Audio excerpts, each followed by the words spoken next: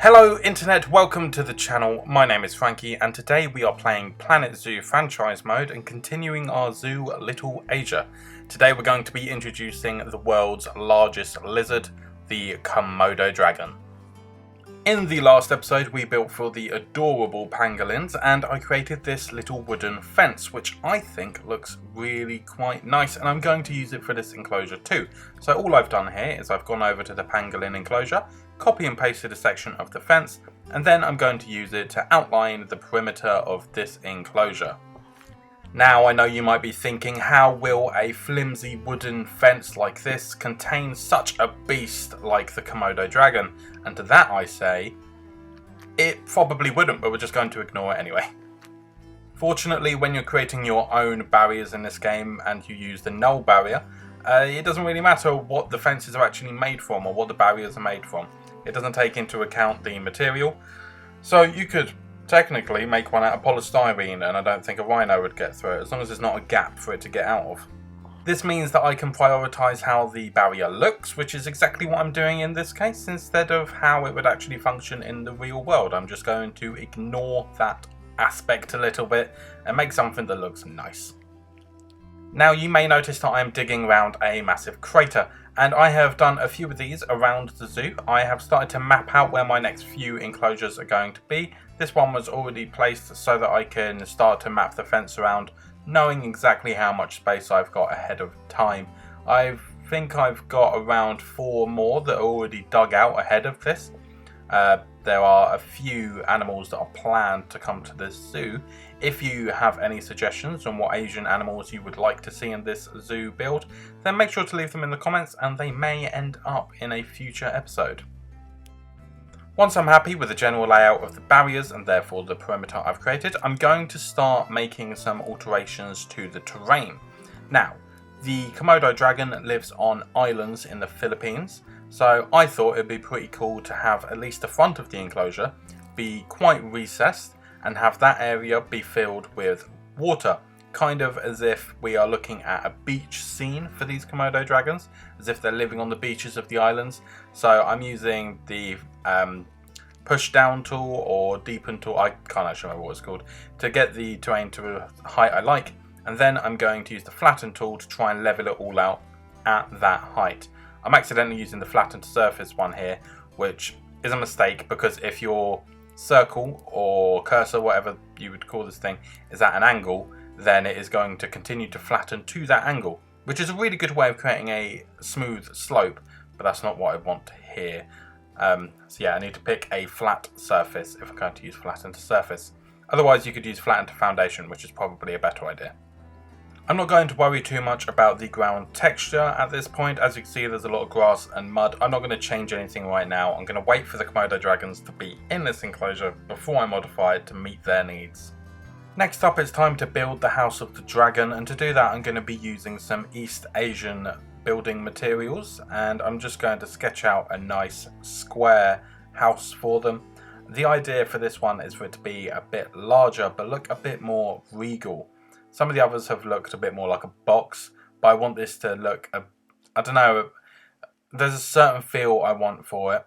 I'm not entirely sure how to describe it, but I decided to go with an archway for them to come in and out of, as I think that looks better than just like a square or something. And I decided to use some curved walls as well. It took a bit of back and forth to line them all up properly, because it started to snap together and create a nice corner, but they needed to be in the exact right place in order for that to work. So that did require a bit of back and forth. But once I was done with that, I decided to move on to the roof, and with the tiles I used only corner pieces and left the middle empty, which would allow some sunlight to get inside, which I think just looks really cool. I don't know why, but I do think it looks quite cool. I toyed with the idea of growing a tree in the middle of it, but none of the trees really fit the way that I wanted. They were either too wide and therefore were cutting off loads of the roof, or they weren't tall enough. I just decided not to go for it in the end. It's an idea that probably would work in a different way later on, maybe on a different build, but for now I'm just going to ignore that and kind of do something else. And as there's a massive hole in the roof is actually going to need some kind of support. It doesn't make sense that it's just kind of levitating there. So I used some big columns, also from the East Asia materials pack, and I used those on the corners of the roof just to make it look like it's being propped up by something rather than just hanging in midair by magic. So far I've been keeping these buildings rather plain, but for the Komodo Dragon being a dragon, I thought I would try and spice it up a little bit. And so I add some decorative wall plates or windows, whatever this is actually meant to be. I add this to the outside near the front, either side of the door, trying to keep it symmetrical, just to add a little bit more interest to make the building look a little less boring. I also decided to add a couple hanging lanterns either side of the archway. After doing this on the flamingo habitat building, I think it looks really cool. I think it's a nice way of lighting the entrance to their habitat house, which means that they can go out at night if they want to. I mean, I know in a zoo you probably wouldn't let them because if they escape, you're not really going to know where or when they did so. But you know, this is a game, I can do what I want. The last thing that I do for this dragon house is to add the tiles to the edge of the roof. I always forget to do this for some reason, it always ends up being done last, but adding this little bit of overhang just makes the roof look a lot more exciting. It looks very flat beforehand, so adding this adds a lot more dimension to it. It's definitely something you should do. And these East Asian ones have these cool little golden hooks, which is cool. Kind of looks like the building has claws. With that, our dragon house is done, and all that's left to do is to move it into place in terms of where it's going to go on the enclosure, and make sure to delete the fencing that is now running through the building. Once I've done that, I can start to place our null barrier around the perimeter of the enclosure and around this dragon house, which will allow us to put a habitat door in the doorway of the building, and maybe place a faux or fake door if we want to over the top of it. These decorative doors can really make a big difference, mainly because so far I haven't quite figured out how to get the habitat doors to line up exactly with the doorway pieces that you can place on buildings. So it's completely fine to add these fake doors over the top, and it matches the aesthetic of the building so much more, which just makes the whole thing a lot more immersive and looks a bit more real. Well, real to an extent. You do still have to ignore the fact that the keepers just kind of move through that door without opening it, I guess. As a finishing touch, I do something that I don't normally do on these habitat buildings, and that is actually to spice up the side that the guests won't see. I add a couple windows to either side of the building, and then I place some lamps next to the door for the staff. Don't normally bother with this kind of thing, but I was really enjoying how this building was looking and thought I might as well go all the way with it. Now, with the Komodo dragons in quarantine, making sure they don't have any diseases or aren't injured, I can start to add any enrichment items that we already have unlocked for these animals. And that is because in one of my previous zoos I had researched a tiger, so therefore I've got some carnivorous enrichment items. As always, I try to keep this house area for either food, water or sleep. All the enrichment will go outside, but in the end I decided instead of trying to figure out how to put the food in there, I would put the food outside on display for the guests. I think these guys have quite a cool range of enrichment items. My personal favourite is the blood-filled pumpkin. The idea of a frozen blood pumpkin is really creepy, and I think it would be excellent for like a Halloween themed zoo. Having loads of animals with that kind of enrichment would be very, very creepy. I also like that you've got various bits of hanging meat, whether that be on a stick or a board for them to try and pull on and really test their jaw strength. I think there's a good range of enrichment for these animals. And once we place them all, let's get the animals in and we can start to adjust the terrain and the plants. Right, let's check out what these little guys need and start to adapt their enclosure accordingly. We're going to do that by clicking on one of the Komodo dragons. In this case, we are going for our lovely strong looking male, going over to their terrain tab and starting to adjust the terrain in order to meet their terrain distribution needs. And these guys need quite a lot of sand, which is excellent because, as I said earlier, I want this to kind of look like the islands in which they would live and have this front water area sort of mimic a coastline. I know it's obviously not mimicking it exactly because there is a grass slope next to the fence, but you know, it gets the message across, which is completely fine. Now when it came to adding the plants and adjusting the coverage for the Komodo dragons, I started as usual with our rocks, and I decided I wanted a few small clusters of large rocks that are sunken into the ground to create a nice surface for the Komodo dragons to potentially be able to climb on and bask. I'm not entirely sure what their climbing abilities are, what kind of steps they can go up or whatever, but you know, I'm going to play about with it anyway. I then move on to placing trees, as is my normal method. I select a few, trying to stick to the same species rather than having a really wide range, and then I'm going to start to put in our smaller plants such as our bushes and flowers and stuff, and I try to focus most of the foliage to the back of the enclosure. And the reason I do this is because when I'm creating an enclosure like this where it's going to have one central viewing point, as in the guests are going to view this enclosure from one side, I want the plants to be further back to allow for a better view for our visitors, but also to allow our Komodo dragons somewhere to hide and get away to if they want to avoid the public eye and don't really fancy going in their house. Just adding the thicker plant life at the back, it creates a sense of depth with this enclosure as well, which is also, it's really useful. Once I am happy with the coverage of the plant life on land, I make sure to add a few reeds around the edges of the rock piles that are near the edge of the water. This is where soil is going to gather under those rocks, and there'll be a little bit of shade and stuff. I just think it's a better environment for plants to grow than, say, in the middle of the water. It's a good little happy medium, so I think it makes sense for reeds to be growing there, which just makes the water areas look a lot more interesting. When it comes to deciding what plants I'm actually going to use in this enclosure, I went for a more dry and arid look, mainly because one of the options in terms of biome for the Komodo dragon was grassland, and I don't have any enclosures that look that way yet. It's been quite tropical so far, so I thought I would go for a more dry looking enclosure just for the sake of experimentation. And I guess from a viewer's perspective, it's always quite good to have variation in types of enclosures in terms of their plant life and stuff.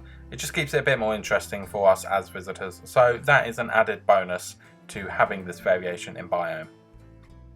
At this point I was happy enough with the exhibit and I kind of wanted to walk away. However, I couldn't help but feel it looked a little bit plain, especially with having the Komodo dragons walking about. They're not these big creatures that take up lots of room, so they kind of get lost in all that open space.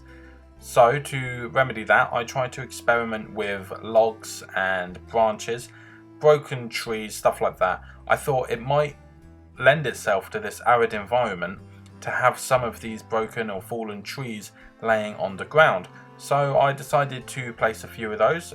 They didn't actually fit the biome, but without any leaves or anything, I don't think it matters too much.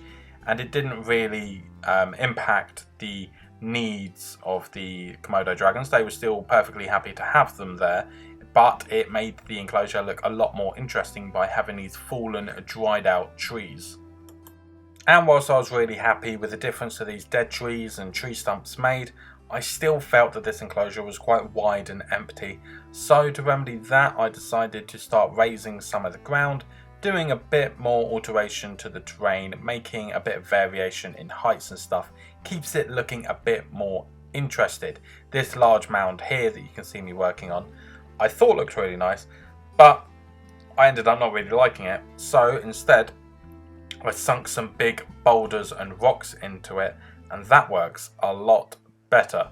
Having that raised part of earth be made from rocks just looked a lot nicer. It still adds that variation in height and elevation, but it adds a lot of texture as well, because this can look a little bit smooth when you're making these big mounds. So sinking large rocks and boulders into it makes it look a bit more organic, in my opinion. If you like this look, then go for it, but if you do want it to look a bit more rugged, maybe think about sinking in some boulders and rocks.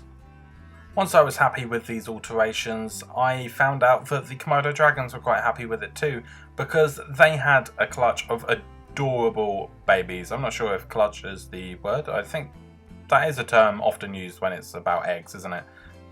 And although everything gives a live birth in this game, they're lizards, so they would have laid eggs. I'm getting off topic. They clearly like the enclosure because they had a bunch of babies, and they're adorable. And don't let that deceive you.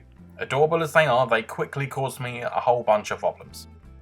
As it turns out, the baby Komodo dragons can fit under my fence, where it doesn't meet the ground completely perfectly.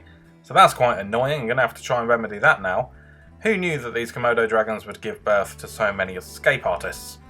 In total, 3 of the 4 newborn Komodo dragons figured out how to escape before I had a chance to remedy the fence. Quite annoying, but the vets got them back in their enclosure quickly enough, and now I need to alter the fence to make it unescapable. To begin with, I thought it was a good idea just to sink some of the posts to make sure that there's not a gap underneath it, but it creates an inconsistency that I don't really like, and it just looks a bit strange, and it required quite a lot of work to go through individually adjusting the posts on each fence. So I came up with a different idea. I went back into our East Asia building material pack and found these really cool large concrete blocks, and I could lay those around the perimeter at the bottom of the fence, which means if there's any gap whatsoever, this will be blocking it. This way I don't have to adjust every single fence panel, instead I can just lay a line of blocks all the way around the front.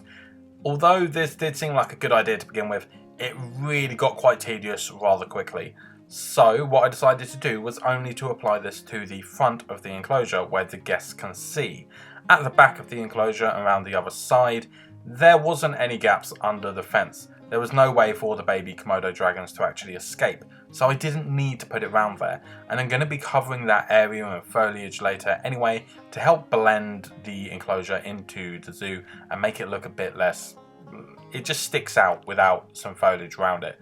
So by only placing this around the front where the guests could see, it does prevent the escapes of the baby Komodo dragons, whilst looking kind of cool for the guests. I'd say that's a problem solved.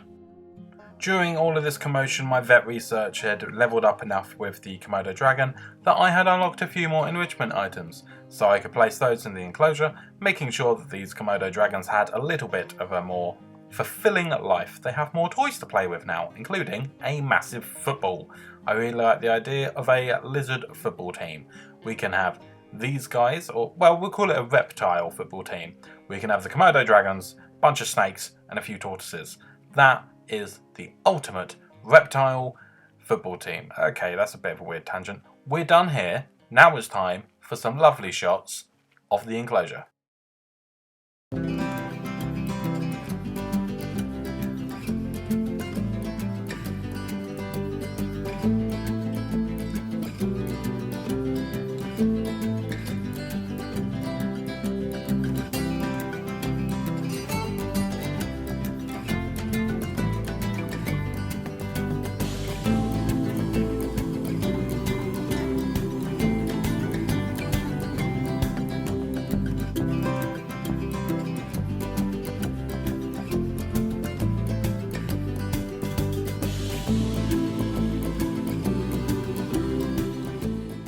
Thank you so much for watching. I hope you enjoyed this video. If you did, maybe give it a thumbs up and subscribe to the channel to see my next build, which is going to be all about staff buildings. Thank you for watching, and until next time, I'll see you later.